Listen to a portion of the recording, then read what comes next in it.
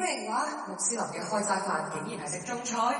點解穆斯林凌晨都唔瞓覺？原來佢哋等緊一個神秘嘅夜晚，高貴之夜。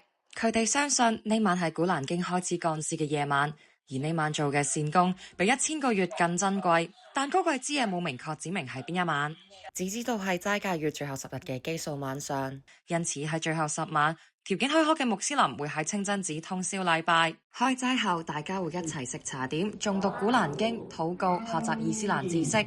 喺呢個所有功修都得到真主應許嘅晚上，穆斯林會增加禮拜時間，例如齋戒月嘅特別禮拜台拉威拜就一共有20拜。最後我哋一齊食封齋飯進行神禮，呢個夜晚總算落下帷幕。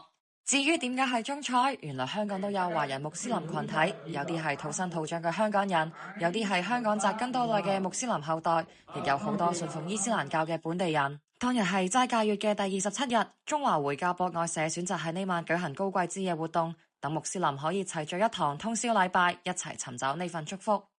你哋有冇關於華人穆斯林群體嘅問題？留言話我知啦。